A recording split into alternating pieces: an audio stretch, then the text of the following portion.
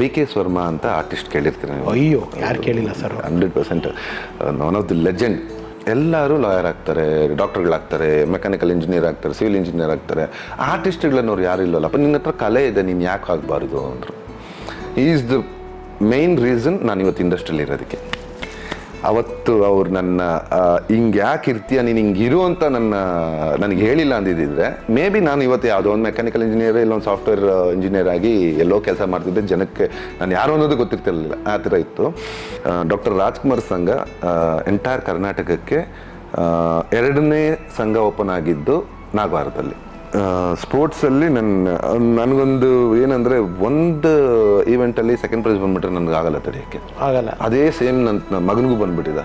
ಅವನು ಅದೇ ಥರ ಜೀನ್ಸು, ಮಾವಿನಕಾಯಿ ಆಗಲಿ, ಬಾಳೆಹಣ್ಣಾಗಲಿ, ನೀವೇನೇ ತಗೊಳ್ಳಿ, ಯು ನೇಮ್ ಇಟ್, ಅದು ನಮ್ಮ ಫಾರ್ಮಲ್ಲಿದೆ.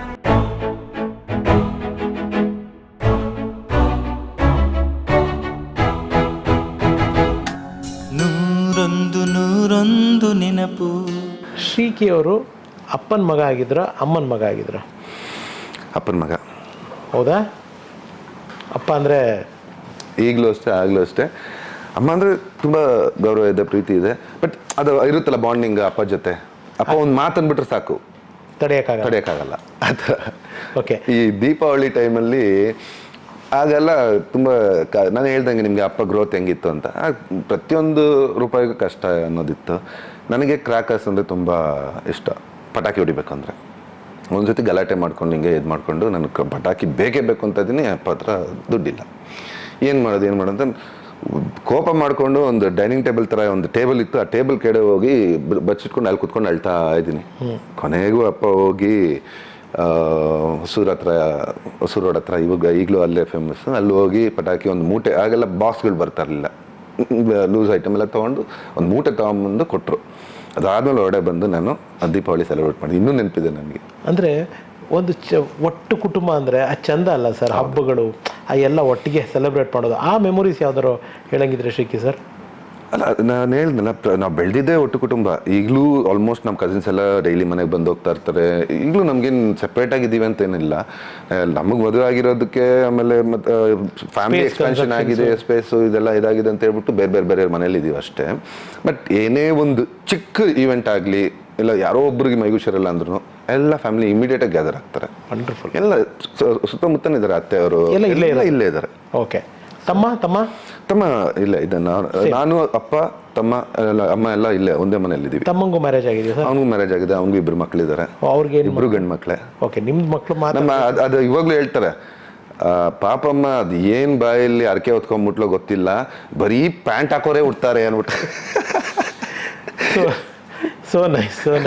ಇಲ್ಲ, ಶ್ರೀಕಿ ಸರ್ ಅವ್ರ ಫ್ಯಾಮಿಲಿ ಎಲ್ಲ ನಾನು ಹಂತ ಮಾತಾಡ್ಕೊಂಡು ಹೋಗ್ತೀನಿ. ಸ್ಕೂಲಿಂಗ್ ಎಲ್ಲಿ ಮಾಡಿದ್ದು ಶ್ರೀಕಿ ಸರ್? ನಾನು 2nd ಸ್ಟ್ಯಾಂಡರ್ಡ್ ತನಕ ಇಮಾನ್ಯುಯಲ್ ಹೈಸ್ಕೂಲ್ ಅಂತ ನಾಗವಾರದಲ್ಲೇ ಇತ್ತು. ಅವಾಗೆಲ್ಲ ಅದೇ ಸ್ವಲ್ಪ ಫೇಮಸ್ ಸ್ಕೂಲ್. ಅದಾದಮೇಲೆ ಬೆಸ್ಟ್ ಹೈಸ್ಕೂಲ್ ಫ್ಲಾರೆನ್ಸ್ ಅಂತ, ಅದರಲ್ಲಿ ಅಪ್ ಟು 7th ಓದಿದೆ. ಅದಾದಮೇಲೆ ಸೆಂಟ್ ಅಲಾಷಿಯಸಲ್ಲಿ 10th ತನಕ ಹೋದೆ.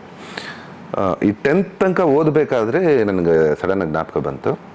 ಈ 10th ಹಾಲಿಡೇಸಲ್ಲಿ, 9th ಹಾಲಿಡೇಸಲ್ಲಿ, ಸಮ್ಮರ್ ಹಾಲಿಡೇಸಲ್ಲಿ ನಾನು ಈ ಡ್ರಾಯಿಂಗ್ ಪ್ರಾಕ್ಟೀಸ್ ಮಾಡೋಕ್ಕೆಲ್ಲ ಹೋಗ್ತಿದ್ದೆ.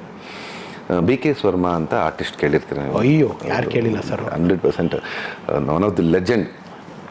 ಕೊಂಚ ಕಲಾವಿದರಲ್ಲಿ ಒಬ್ಬ ದೊಡ್ಡ ದಿಗ್ಗಜ. ಹೌದು. ಸೊ ಅವರು ಮನೆ ನಮ್ಮ ನಾಗವಾರದಲ್ಲೇ ಇತ್ತು. ಅದು ನಮ್ಮ ಅದೃಷ್ಟ. ಸೊ ಅಲ್ಲಿ ಹೋಗಿ ಅವ್ರ ಹತ್ರ ಸುಮ್ಮನೆ ಹಿಂಗೆ ಪ್ರಾಕ್ಟೀಸ್ ಮಾಡ್ತಾ ಅಂಕಲ್ ಬಂದು ಹೇಳಿದ್ರು, ಏನು ಮಾಡಬೇಕು ಅಂದ್ಕೊಂಡಿದ್ಯಾ ಚಿನ್ನಿ ಅಂದರು. ಅಂಕಲ್, ನಾನು ಮನೇಲಿ ಮೆಕ್ಯಾನಿಕಲ್ ಇಂಜಿನಿಯರ್ ಮಾಡೋದು ಇದು ಅಂತಾರೆ. ಯಾಕಂದರೆ ಸ್ವಲ್ಪ ಮೆಕ್ಯಾನಿಕಲಿ ಎಲ್ಲ ಒಂದು ಸ್ವಲ್ಪ ನಾಲೆಡ್ಜ್ ಚೆನ್ನಾಗಿದೆ. ಮನೇಲಿ ಒಂದು TV ರಿಪೇರಿ ಆದರೆ, ಇಲ್ಲ ಒಂದು ರೇಡಿಯೋ ರಿಪೇರಿ ಆದರೆ ಫಸ್ಟ್ ಸ್ಕ್ರೂ ಎಲ್ಲ ತೆಗೆದು ನಾನು ಮ್ಯಾನ್ಯಲಿ ಚೆಕ್ ಮಾಡ್ತೀನಿ. ನನ್ನ ಕೈಲಿ ಆಗಿಲ್ಲ ಅಂದರೆ ಆಮೇಲೆ ರಿಪೇರ್ ಶಾಪ್ ತೊಗೊಂಡೋಗ್ತಾಯಿದ್ದೆ. ಆ ಥರ ಟೆಕ್ನಿಕಲಿ ಒಂದು ಸ್ವಲ್ಪ ಸೌಂಡ್ ಆಗಿದ್ದೆ. ಸೊ ಎಲ್ಲ ಹಿಂಗೆ ಹೇಳ್ತಾ ಇದ್ರು, ಅಂಕಲ್ ಹಿಂಗೆ ಮಾಡೋಣ ಅಂದ್ಕೊಂಡಿದ್ದೀನಿ ಅಂದರೆ. ಆಮೇಲೆ ಅಂಕಲ್ ಹೇಳಿದ್ರು, ಎಲ್ಲರೂ ಲಾಯರ್ ಆಗ್ತಾರೆ, ಡಾಕ್ಟರ್ಗಳಾಗ್ತಾರೆ, ಮೆಕ್ಯಾನಿಕಲ್ ಇಂಜಿನಿಯರ್ ಆಗ್ತಾರೆ, ಸಿವಿಲ್ ಇಂಜಿನಿಯರ್ ಆಗ್ತಾರೆ. ಆರ್ಟಿಸ್ಟ್ಗಳನ್ನೋರು ಯಾರು ಇಲ್ಲಲ್ಲಪ್ಪ, ನಿನ್ನ ಹತ್ರ ಕಲೆ ಇದೆ, ನೀನು ಯಾಕೆ ಆಗಬಾರ್ದು ಅಂದರು. ಈಸ್ ದ ಮೇನ್ ರೀಸನ್ ನಾನು ಇವತ್ತು ಇಂಡಸ್ಟ್ರಿಯಲ್ಲಿ ಇರೋದಕ್ಕೆ.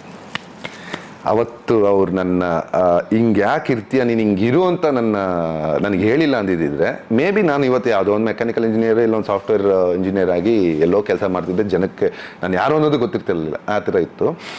ಸೊ ಅವ್ರ ಮಗ ಪ್ರದೀಪ್ ವರ್ಮಾ ಅಂತ, ಅವರು ಫಿಲಮ್ ಇಂಡಸ್ಟ್ರಿಯಲ್ಲೇ ಇದ್ದಾರೆ. ಸೊ ಅವರು ಬಂದು ಆಲ್ರೆಡಿ ಚಿತ್ರಕಲಾ ಪರಿಷತ್ತಲ್ಲಿ ಓದ್ತಿದ್ರು.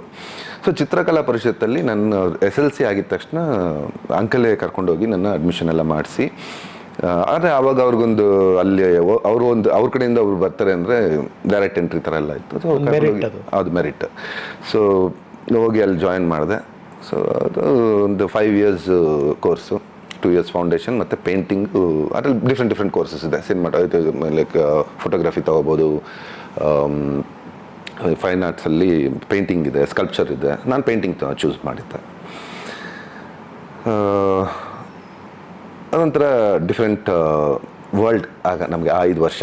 ಸೊ ನೀವು ಆ ಬಣ್ಣದ ಅಂದರೆ ಕುಂಚ ಲೋಕದ ಬಣ್ಣದ ಪ್ರಪಂಚಕ್ಕೆ ಹಾಗೆ ಬಂದ್ರಿ ನೀವು.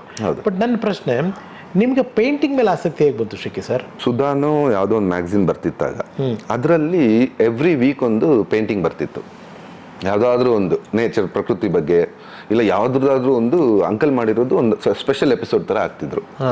ಸೊ ಆ ಪೇಂಟಿಂಗ್ಸ್ನ ನಾನು ರೀಕ್ರಿಯೇಟ್ ಮಾಡಿ ನಾನು ಮತ್ತೆ ಡ್ರಾ ಮಾಡ್ತಿದ್ದೆ ಮನೇಲಿ. ಇದನ್ನ ನೋಡ್ಬಿಟ್ಟು ಅಪ್ಪ ಹೇಳಿದ್ರು, ಇಷ್ಟೊಂದು ಇಂಟ್ರೆಸ್ಟ್ ಇದ್ದರೆ ನೀನು ಅಂಕಲ್ ಮಾತಾಡ್ತೀನಿ, ನೀನು ಅಲ್ಲಿ ಹೋಗೋ ಪ್ರಾಕ್ಟೀಸ್ ಮಾಡಿಸು, ಅವ್ರು ಇನ್ನೂ ಚೆನ್ನಾಗಿ ಟ್ರೈನ್ ಅಪ್ ಮಾಡ್ತಾರೆ ನಿನ್ನ ಅಂತ.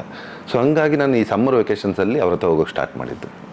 ಸೊ ಮೇ ಬಿ ಇನ್ಬಿಲ್ಟ್ ನನಗೆ ಆ ಒಂದು ಇತ್ತು ಅನಿಸುತ್ತೆ, ಲೈಕ್ ಪೇಂಟಿಂಗ್ ಬಗ್ಗೆ ಇದೆಲ್ಲ ಒಂದು ಆಸಕ್ತಿ ಇತ್ತು ಅನಿಸುತ್ತೆ. ಸೊ ಅಲ್ಲಿ ಹೋದ್ಮೇಲೆ ನನಗೆ ಗೊತ್ತಾಯ್ತು, ಓಕೆ ನಾನು ಕೇಪಬಲ್ ಇದ್ದೀನಿ ಒಂದು ಪೇಂಟಿಂಗ್ ಮಾಡಿ. ನಿಮ್ಮ ಫ್ಯಾಮಿಲಿ ಹಿಸ್ಟ್ರಿನಲ್ಲಿ ಅಂದರೆ ನಿಮ್ಮ ಆನ್ಸಿಸ್ಟ್ರಿಗಳಲ್ಲಿ, ಅದು ಅಪ್ಪನ ಕಡೆ ಇರ್ಬೋದು, ಅಮ್ಮನ ಕಡೆ ಇರ್ಬೋದು, ಯಾರಾದರೂ ಈ ಆರ್ಟ್ ಫೀಲ್ಡಲ್ಲಿ ಇದರಲ್ಲಿ ಯಾರು ಇದ್ರ? ಇಲ್ಲ, ಅಪ್ಪ ಬಂದು ಈ ಊರುಗಳೆಲ್ಲ ಅವಾಗವಾಗ ನಾಟಕ ಮಾಡ್ತಿದ್ರಲ್ಲ, ಎಲ್ಲ ಊರವರೆಲ್ಲ ಸೇರಿ ನಾನು ಈ ಪಾತ್ರ ಮಾಡ್ತೀನಿ, ನೀನು ಈ ಪಾತ್ರ ಮಾಡಂತೆಲ್ಲ ಕುತ್ಕೊಂಡು ಅವರೆಲ್ಲ ಪ್ರಾಕ್ಟೀಸ್ ಮಾಡಿ.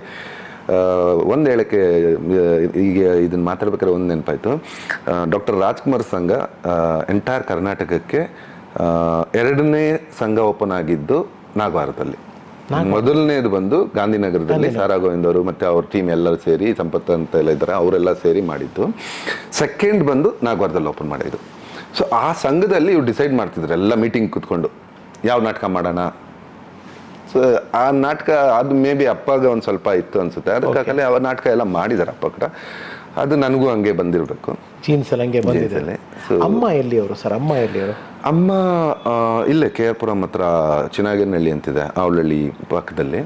ಸೊ ಅವರು ಹುಟ್ಟು ಬೆಳೆದಿದ್ದೆಲ್ಲ ಅಲ್ಲೇ. ಅಮ್ಮನ ಹೆಸರು ಮುನಿರತ್ನ. ಅಮ್ಮ ಯಾವಾಗ ಮದುವೆ ಆಗಿದೆ? ಅಪ್ಪ ಅಮ್ಮನ 85 ಅಲ್ಲಿ. ನೀವು ಹುಟ್ಟಿದ್ದು 86. ಸೂಪರ್.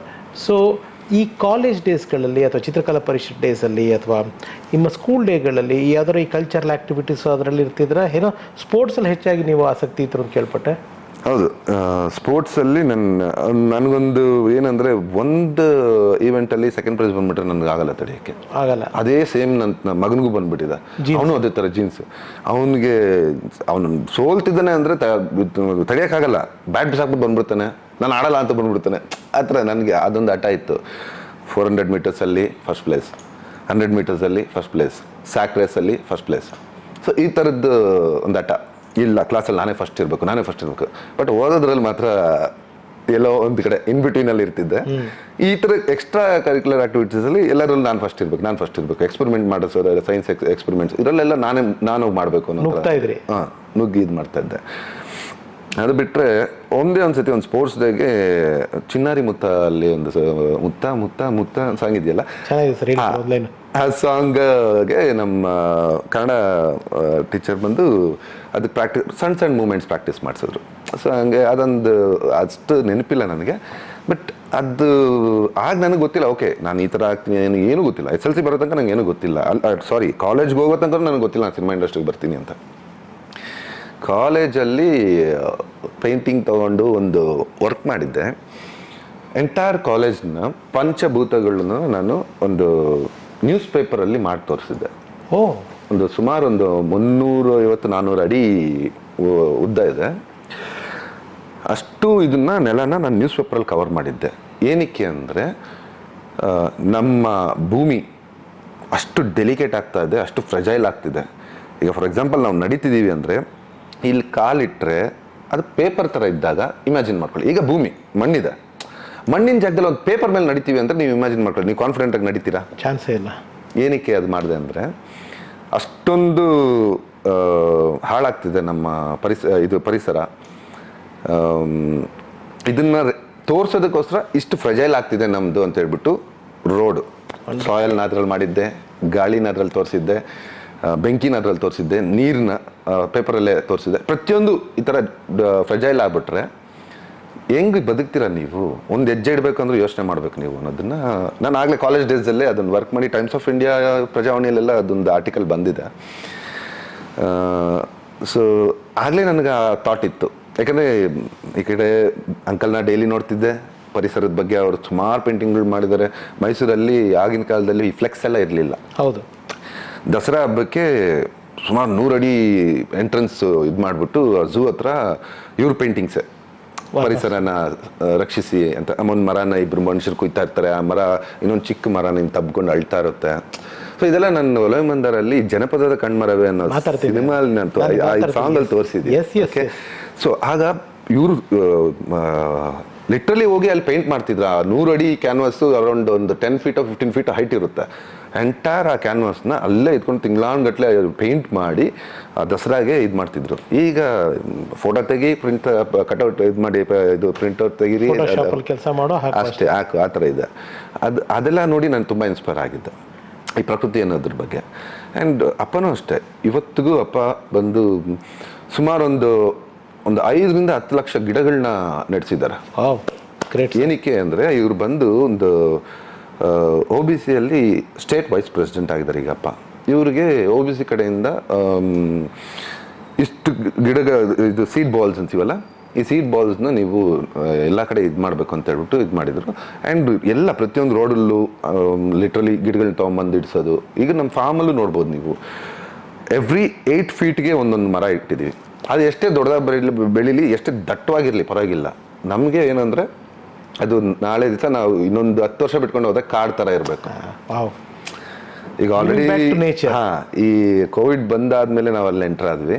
ಸೊ ಅಲ್ಲಿ ತನಕ ವೇಕೆಂಟ್ ಆಗಿತ್ತು ಲ್ಯಾಂಡು, ಏನೂ ಇರಲಿಲ್ಲ, ಬರಡು ಭೂಮಿ. ಎಲ್ಲಿ ಸರ್ ಲ್ಯಾಂಡು? ಇದು ದೊಡ್ಡಬಳ್ಳಾಪುರ ಹತ್ರ ಮಾಕ್ಳಿ ಊರಲ್ಲಿ. ಸೊ ಇವತ್ತು ಅಲ್ಲಿ ನಾವು ಬೆಳೆದಿರೋಂಥ ಹಣ್ಣುಗಳು ತಿನ್ನೋಕ್ಕೆ ಎಷ್ಟು ಖುಷಿ ಆಗುತ್ತೆ ಗೊತ್ತಾ? ಅದು ಎಷ್ಟು ಸ್ವೀಟ್ ಆಗಿದೆ. ಅದೇನು ನಾವು ಒಳ್ಳೆ ಗಿಡನ ಹಾಕಿದೀವ, ಇಲ್ಲಾಂದ್ರೆ ನಾವು ಒಳ್ಳೆ ಮನಸ್ಸಿಂದ ಹಾಕಿದೀವ ಗೊತ್ತಿಲ್ಲ. ಪ್ರತಿಯೊಂದು ಹಲಸಿನಣ್ಣಾಗಲಿ, ಮಾವಿನಕಾಯಿ ಆಗಲಿ, ಬಾಳೆಹಣ್ಣಾಗಲಿ, ನೀವೇನೇ ತಗೊಳ್ಳಿ, ಯು ನೇಮ್ ಇಟ್, ಅದು ನಮ್ಮ ಫಾರ್ಮಲ್ಲಿದೆ. ಯಾವುದಾದ್ರೂ ಹೇಳಿ ನೀವು, ಅದೆಲ್ಲ ಫ್ರೂಟ್ಸು ನಮ್ಮ ಫಾರ್ಮಲ್ಲಿದೆ.